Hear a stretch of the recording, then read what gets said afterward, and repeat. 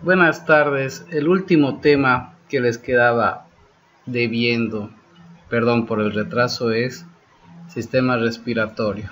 Lo vamos a hacer puntual, no nos vamos a extender, con un recordatorio de los órganos del tórax. Como sabemos, el tórax es una caja donde se guardan los órganos vitales, la mayor parte de ellos.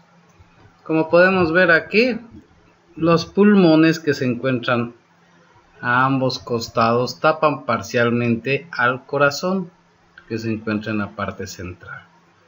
Aquí sobresaliendo se encuentra la tráquea con sus anillos, ¿sí? A través de la cual va a ingresar el aire hasta los pulmones. Una disposición que debemos tomar en cuenta. ¿Qué más? Cuando hablamos de la anatomía del sistema respiratorio, vamos a hablar que tenemos un sistema de conducción o las vías respiratorias como tal, que empiezan en la nariz, la faringe, la laringe, la tráquea, los bronquios, tráquea, los bronquios principales, ¿sí? Los bronquios lobares, los bronquios segmentarios y los bronquiolos. Sabemos que se dice de primer orden, de segundo orden, de tercer orden. Es el equivalente que tenemos, ¿sí? ¿Qué más? Aparte del sistema de conducción hay un sistema de intercambio, el cual está compuesto por los conductos y los sacos alveolares o alvéolos. Los alvéolos sabemos que están en un número de 300 a 500 millones. En algunos autores se puede encontrar que son hasta 700 millones. Es un número que va variando. Pero también tenemos el espacio muerto anatómico o zona no respiratoria. Ahí no hay intercambios gaseosos, que incluye las 16 primeras generaciones de los bronquios, con un volumen de 150 mililitros, que es una potencial pregunta del examen final. 150 mililitros, el volumen del espacio muerto anatómico. La división que debemos tomar en cuenta y nunca confundirnos: vía aérea o respiratoria superior, vía aérea o respiratoria inferior. La superior constituida a su vez por la cavidad nasal propiamente dicha, la nariz, la faringe y la laringe, que están interconectadas y tienen un paso a través de la boca también. La vía respiratoria inferior que comienza en la tráquea, los bronquios, los pulmones, ¿no? Con todas las ramificaciones que hemos visto de los bronquios. Vale decir que la frontera entre vía respiratoria superior e inferior es la laringe y la tráquea. A partir de la tráquea para abajo es vía respiratoria inferior. Fosas nasales o la nariz, ¿no? Sabemos que está en la parte anterior del viscerocráneo o cara. Entonces, cuando hablamos del viscerocráneo o cara, la nariz está rodeada por el maxilar superior principalmente y los huesos propios de la nariz en su base, ¿sí? Sabemos que tiene un tabique, que tiene una porción anterior o cartilaginosa, una porción posterior o ósea, que está conformada por el vómer, la lámina perpendicular del etmoides principalmente, ¿sí? Algunas otras estructuras importantes que las vamos a ver aquí, que son los cornetes. El cornete superior, el cornete medio y el cornete inferior. ¿De acuerdo? Un vestíbulo, que es por donde ingresa el aire, y el órgano de la olfacción, el bulbo olfatorio, que contiene las terminaciones del nervio olfatorio para percibir los olores. Aquí en este otro esquema podemos ver, por ejemplo, los senos esfenoidales y los senos frontales, que sabemos que son cavidades llenas de aire. en donde los huesos van a aligerar el peso de la cabeza, por lo que se denominaban huesos neumáticos. Bien, aquí la comunicación con la nasofaringe, a nivel de la boca, orofaringe, ¿verdad? Términos que nos tenemos que recordar. Importante también, en casi todo el tracto respiratorio hay células ciliadas. Los cilios son como pelos diminutos en la superficie de la célula con movimiento, a modo de un cepillo diminuto, ¿sí? Esos movimientos hacen que el moco se vaya moviendo lentamente hacia la laringe. Luego ese moco con las partículas son atrapadas, se las tragan o se la expulsa con la tos. Entonces cumplen una función de ir barriendo. Esos cilios como cepillo van barriendo tanto el moco como las partículas, y en caso de que tengamos infecciones, la infección va a ser controlada, arrastrada por ese moco, llevada por los cilios. En una toma bajo la microscopía electrónica podemos verlos ahí. Son diminutos. Estas están aumentadas decenas de miles de veces. Son como un pajonal, ¿verdad? Ellos son los cilios que tiene el tracto respiratorio para poder arrastrar el moco y las partículas. Hablando de fosas nasales y de la vascularización, tenemos que las arterias etmoidea, la esfenopalatina y la facial va a irrigar. A modo de drenaje venoso tenemos la facial y la pterigomaxilar. En el drenaje linfático están las cadenas submaxilares, retrofaringias, yugocarotídeas. Y la inervación está dada por las ramas sensitivas del ganglio esfenopalatino. Nos vamos hasta la laringe. Sabemos que posterior a la nariz está la faringe, pero la laringe es un órgano tubular que tiene varios cartílagos. Comunica precisamente la faringe con la tráquea. Está entre la faringe y la tráquea. Hemos dicho que es el límite de la vía aérea superior. Termina ahí. Una vez que viene la tráquea empieza la vía aérea inferior. Y esta parte, que es otra potencial pregunta del examen, que la principal función de la laringe es la fonación. ¿Qué es la fonación? Hablar, ¿verdad? La articulación de palabras. Además que permite el paso del aire hacia la tráquea y los pulmones. Ojo, se cierra para no permitir comida, el paso de la comida durante la deglución. El rato que tragamos no tiene que entrar los alimentos a la vía aérea, hacia la laringe, por lo tanto se cierra. Y aquí tenemos unos cartílagos, ¿sí? Hablando de la laringe, hemos dicho los límites: superior con la faringe, inferior con la tráquea. Y está constituida por cartílagos articulares, por ligamentos, músculos y mucosa. Vamos a tener una serie de cartílagos que están en relación a las estructuras que tenemos a ese nivel, a nivel anterior del cuello. Tenemos principalmente el cartílago tiroides, llamado así porque está en relación a la glándula tiroides. Posteriormente debajo tenemos el cartílago cricoides, sobre el cual descansan los cartílagos aritenoides, que son de forma triangular o piramidal, como vemos aquí. Cartílagos aritenoides, cartílago cricoides.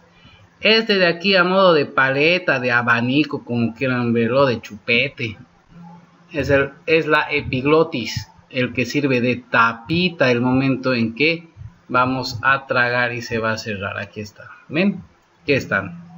Tiroides, cricoides y los cartílagos que se encuentran en los anillos traqueales. Ahí están. ¿Sí? Correcto. La laringe sirve de comunicación faringe-tráquea, ya hemos dicho.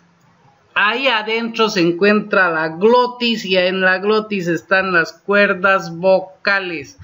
Aquí, con las que pronunciamos palabras, pronunciamos la voz, ¿sí?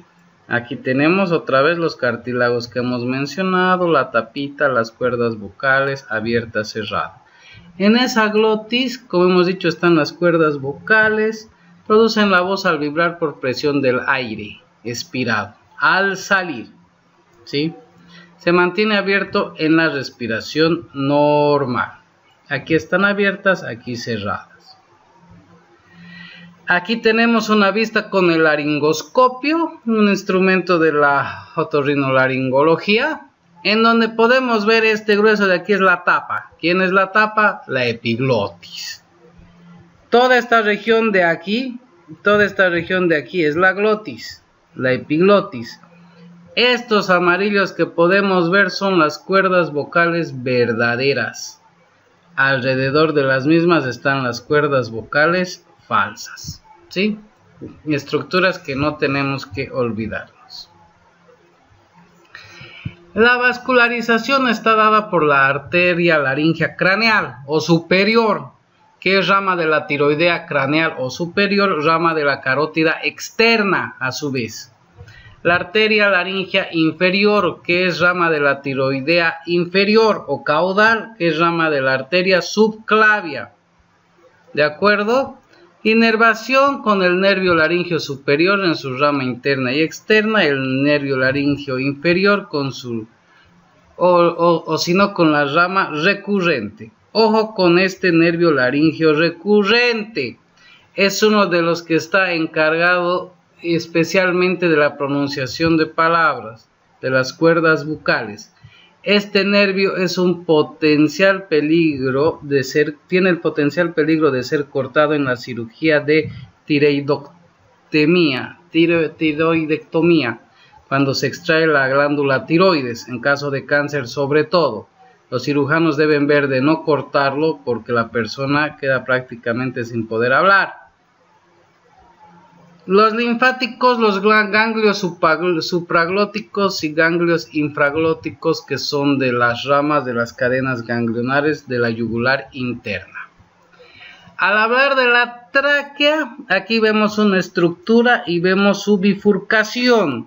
Este lugar donde es la bifurcación se llama carina, ¿sí?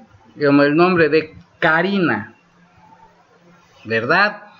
Entonces, aquí tenemos los aros o anillos cartilaginosos o anillos traqueales, que como podemos ver, tiene un cartílago, precisamente porque tiene que ser un músculo que no sea rígido, perdón, no una estructura que no sea rígida, que no sea como una cañería de metal.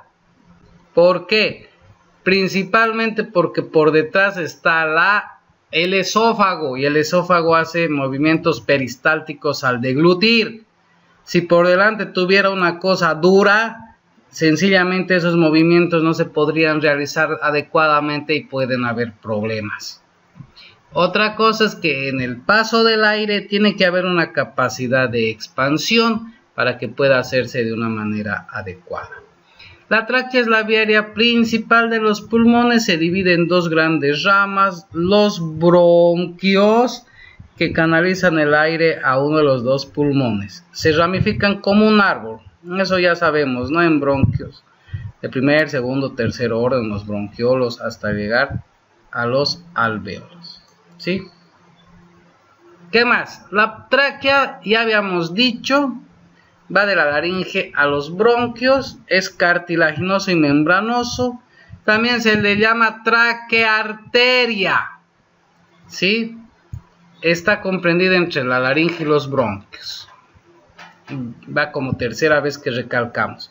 Cuando la persona es adulta, la tráquea puede medir de 10 a 11 centímetros, aunque varía dependiendo de la edad, la raza y el sexo de la persona. Ojo. Una persona si es muy alta, muy grande, va a tener una tráquea más larga, eso es por sentido común. Una persona de tamaño corto, pequeña, va a tener una tráquea más corta. Obviamente, si hacemos la comparación de la proporción del cuello con el tórax, ¿sí? Además, el diámetro es de 2 a 2,5 centímetros y también varía dependiendo de la edad, la raza y el sexo. Y hay que tomar en cuenta que la tráquea va a tener un diámetro inferior en la mujer porque tiene la voz más aguda y va a tener un diámetro mayor en el hombre porque la voz es más gruesa o más grave. Como en el caso de las zampoñas, los tubos delgaditos hacen un sonido más fino, los tubos anchos un sonido más grueso, ¿sí? Formada por cartílagos en forma de herradura o de semicírculo. Con la parte anterior hay cartílago duro, en la posterior músculo liso. ¿Por qué? Porque la vía digestiva esofágica pasa por detrás de la tráquea. Como habíamos dicho, tiene que haber movimiento peristáltico. Su función: brinda una vía, conducto libre, aire inhalado y exhalado.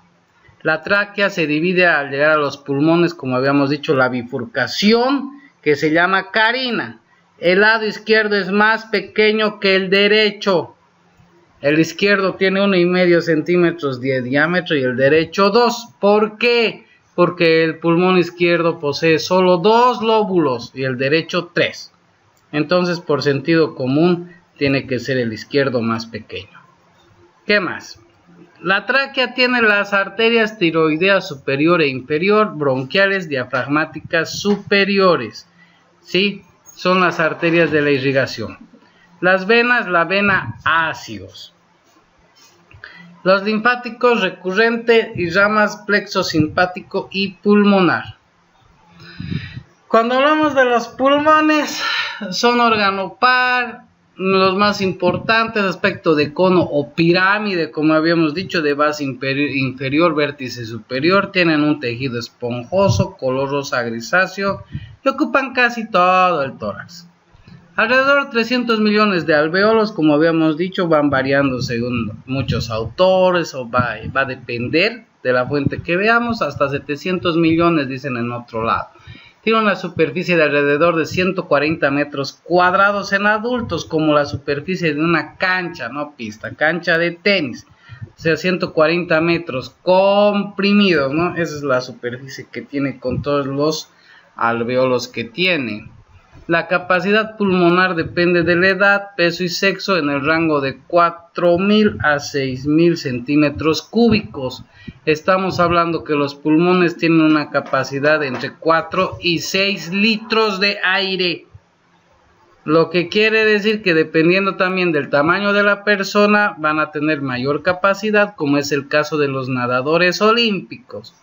Los nadadores olímpicos, por el deporte que practican, tienen una expansión del tórax y sus pulmones tienen mayor capacidad de concentrar aire. O sea que ese 4.000 a 6.000 debe ser mucho más en cantidad de capacidad. Mientras que una persona pequeña tiene menos capacidad. Es el caso de las mujeres, por ejemplo, por contextura física. Precisamente porque van a tener un cuerpo más delgado, van a tener un tórax más pequeño, van a tener menor capacidad. Y en el caso de la mujer que se dedica a la natación, las deportistas nadadoras, uno de los problemas que tiene es que se ensancha el cuerpo. Las espaldas van a tener un aspecto más ancho, algo que se ve algo antiestético. Pero de todas formas, cuando se dedican a este deporte, logran tener mayor capacidad pulmonar de almacenamiento de aire. ¿Sí? Sin embargo, como decimos, la mujer tiene alrededor del 20 al 25% más baja su capacidad. Eso hablando de las personas promedio. ¿Qué más? Tenemos ahí, como podemos ver, el derecho toda la vida con sus 2 cisuras y sus 3 lóbulos, mientras que en el izquierdo una sola cisura y 2 lóbulos. ¿Qué tenemos que decir de los bronquios y los bronquiolos?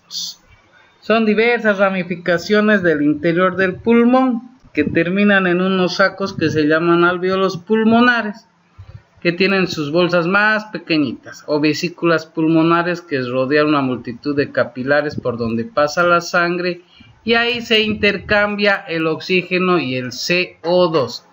Como podemos ver, es realmente árbol, son árboles, toda la ramificación que se puede ver. ¿De acuerdo? Ahora, estos son los segmentos pulmonares. ¿Sí? La división de los pulmones de acuerdo a segmentos, no a lóbulos. ¿sí? En el lóbulo superior que tiene el pulmón derecho tenemos el segmento apical posterior y anterior. En el lóbulo medio está el lateral y el medial. En el lóbulo inferior está su lóbulo superior y los segmentos basales, que son el anterior, el lateral y el posterior. En el izquierdo tenemos un solo lóbulo arriba, un solo segmento, pero que está dividido en dos, en apical y posterior. ¿Sí? Luego tenemos el anterior y los lóbulos de la língula, que tienen forma de lengua, que también tienen dos, el superior y el inferior, lóbulos de la língula. Y en el lóbulo inferior tenemos el segmento superior y los basales, anterior, lateral y posterior. ¿De acuerdo? En la cara medial tenemos los segmentos mediales, que están inferiores al ilio pulmonar, que es el lugar por donde va a ingresar los bronquios y las diferentes arterias, los vasos sanguíneos principales. Aquí están los ilios, en donde podemos ver el ingreso de los bronquios principales, ¿sí? Y tenemos también el ingreso de las arterias y las venas pulmonares. Sabemos que es en el único caso en el que las venas pulmonares van a llevar sangre oxigenada. Las únicas venas que llevan sangre oxigenada, las venas pulmonares que salen de los pulmones. Mientras que las arterias pulmonares que llegan a los pulmones van a llevar sangre pobre o con casi nada en oxígeno. ¿Correcto? Muy bien.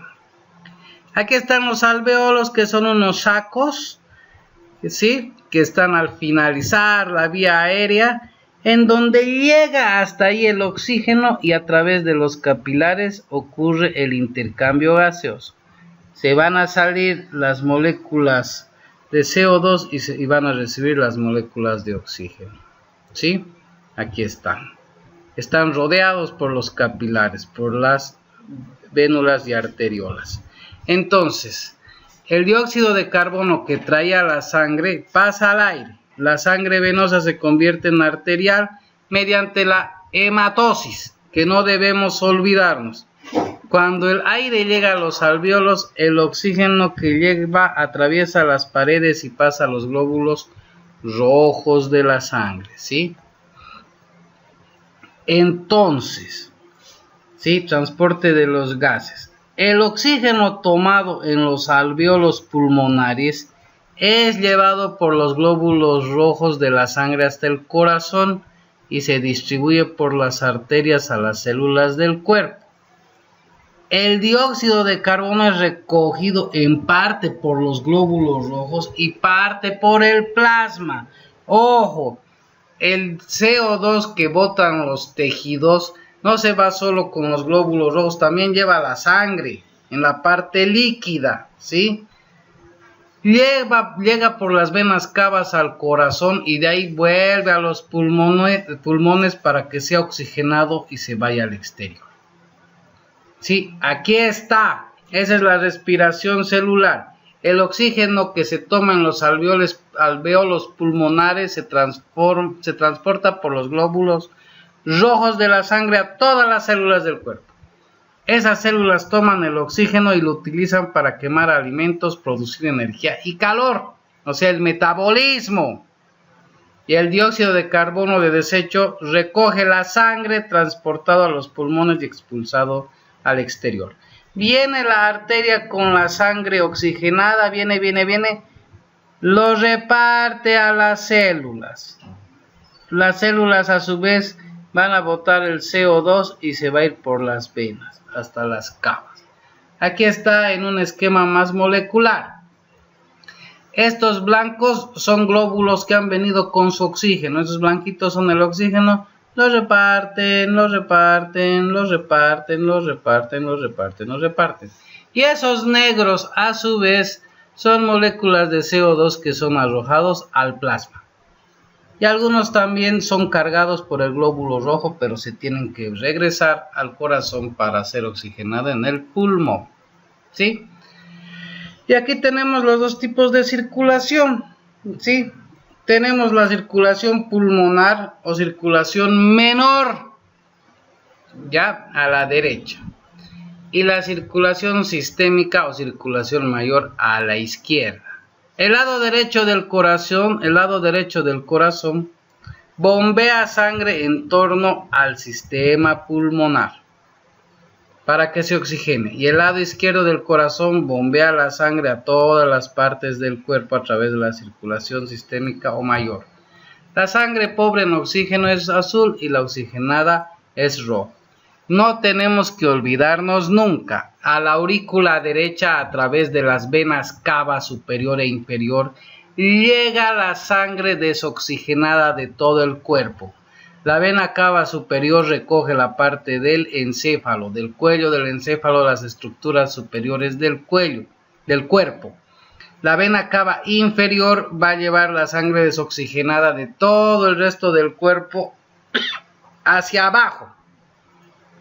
Pasa por la válvula tricuspidea hacia el ventrículo derecho, el cual, ¿sí?, va a enviar a través de la arteria pulmonar para que se oxigene. En el pulmón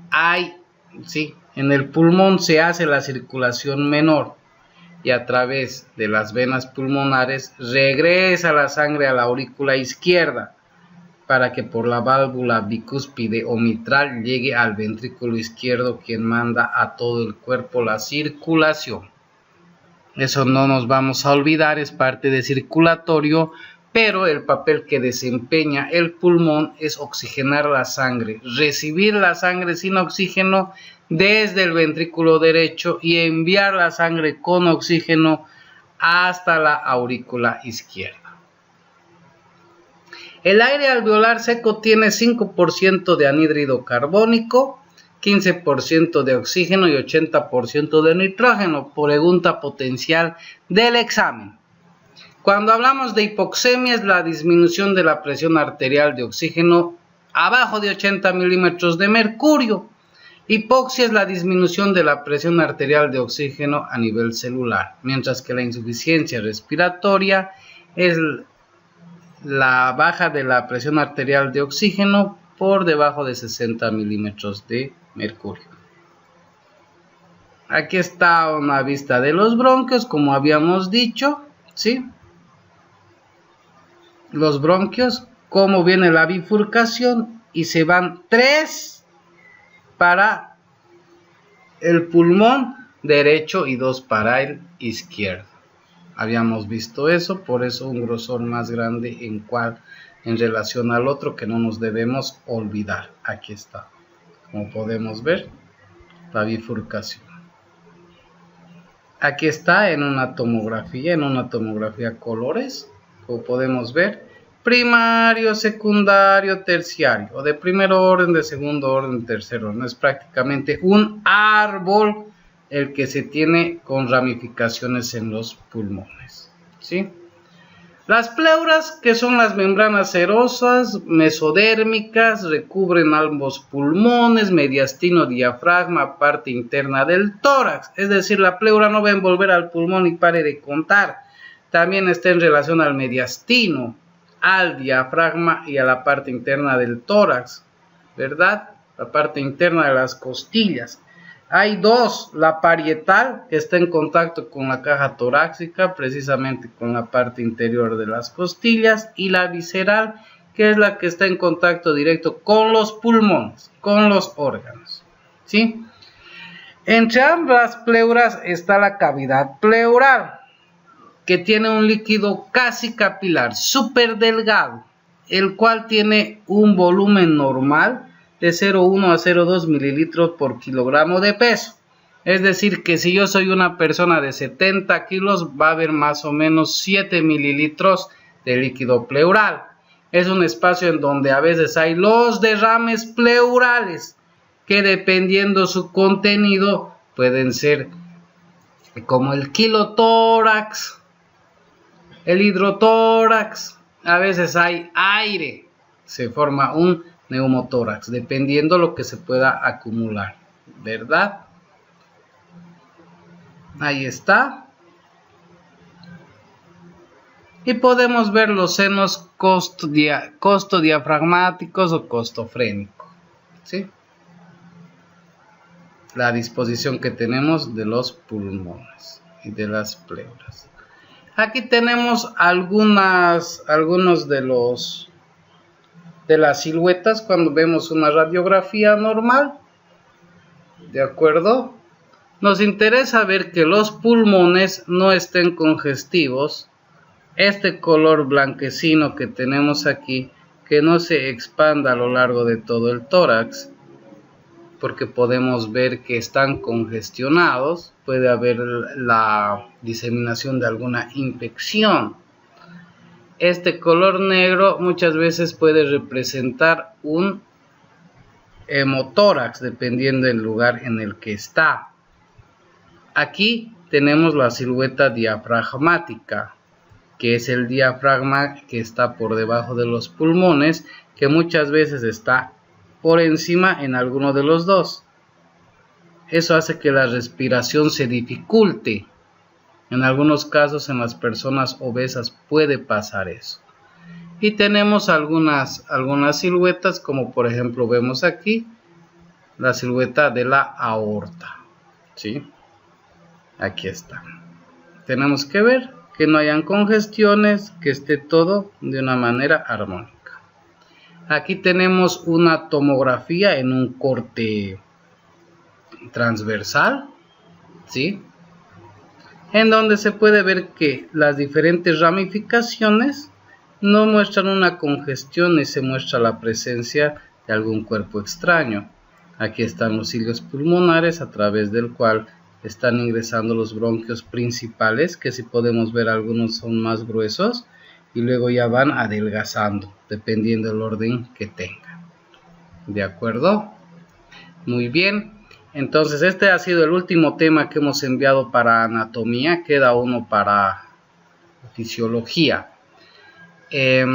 Por favor, voy a recomendar de que alisten el examen para el miércoles. Hemos quedado todos a las 5. Va a ser teórico práctico. Lastimosamente en el último examen práctico hemos encontrado muchas personas que han hecho trampa, cada quien con su conciencia. Desde ya advierto que la siguiente no vamos a permitir y no me gustaría llegar a tener problemas con alguno de ustedes, ¿sí? Les agradezco por su atención.